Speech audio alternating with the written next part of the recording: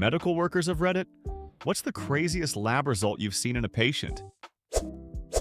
My mom was a type 1 diabetic. Her glucose frequently dropped at night when she was sleeping. I was home visiting and pregnant and had to get up to pee a bunch at night. Both my mom and I were sleeping on the sofas in the family room. I'd take a whiff every time I walked by to pee. Once her glucose dropped, she'd start sweating out the excess insulin.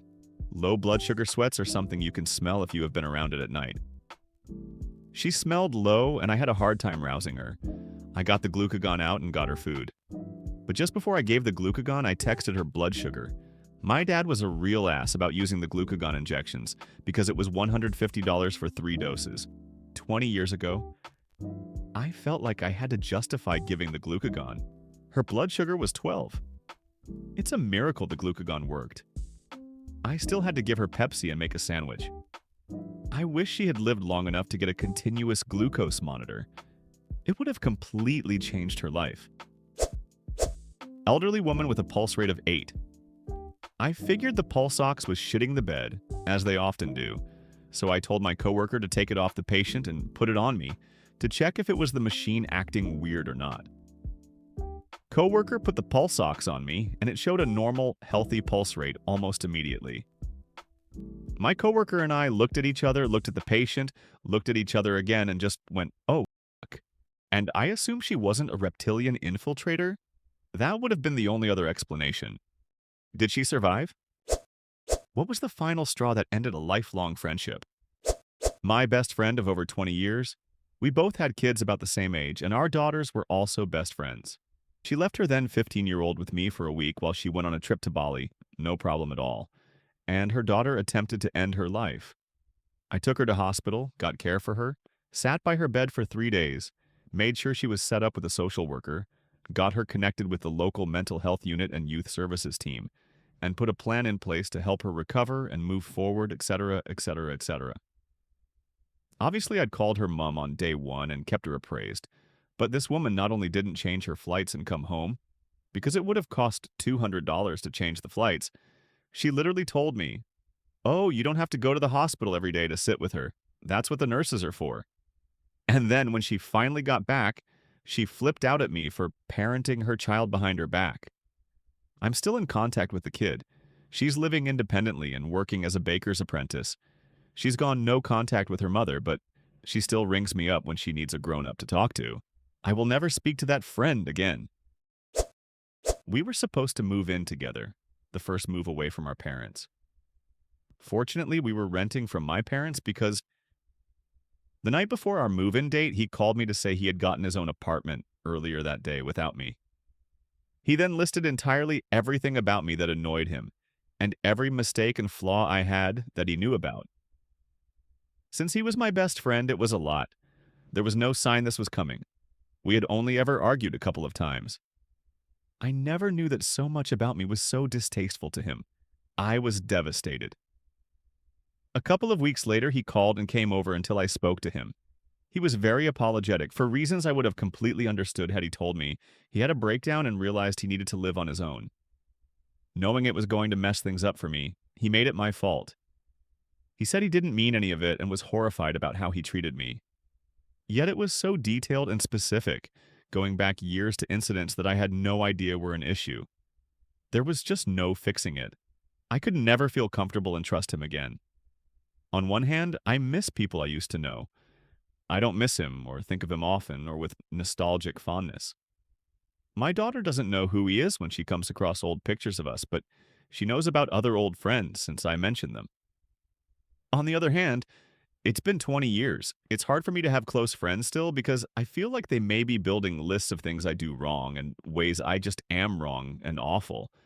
And maybe they'll call one day when I least expect it and list it all. Extremely judgmental for years.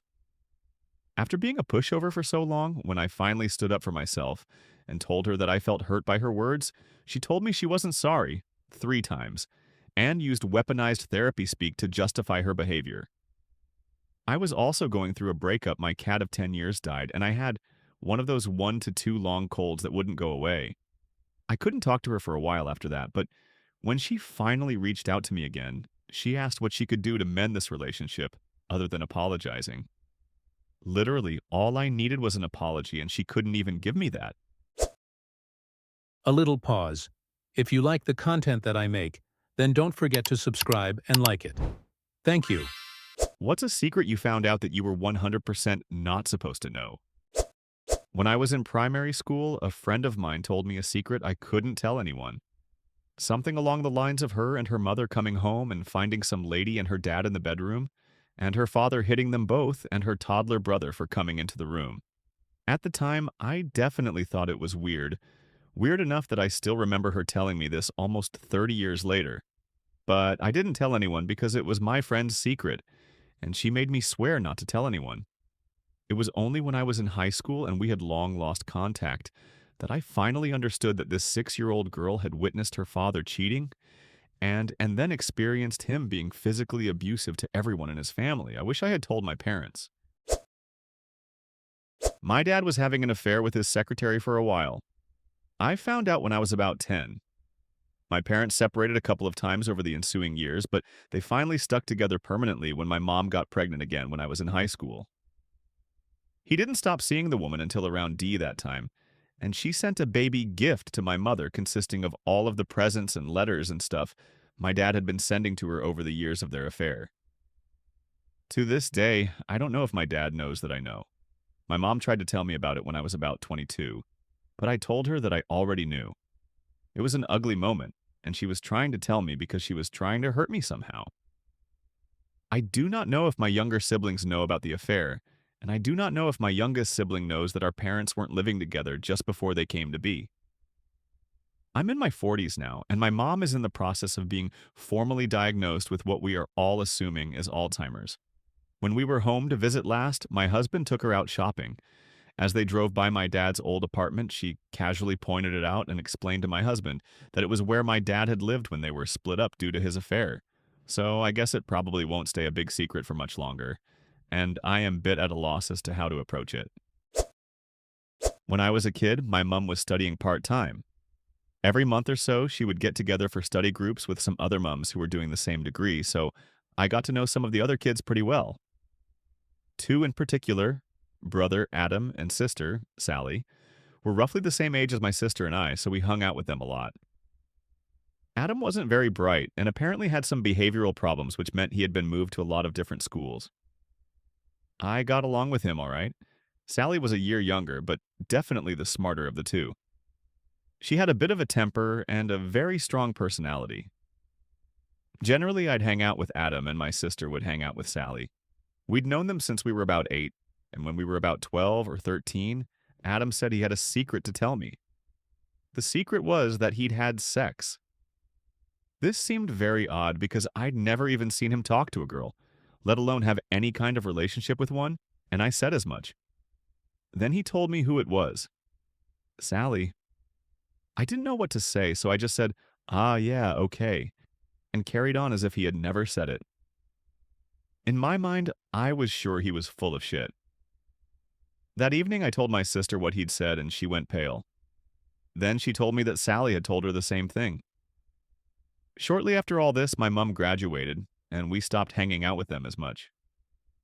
I still saw them from time to time, and I'm friends with Sally still on Facebook, but I've never mentioned it to anyone.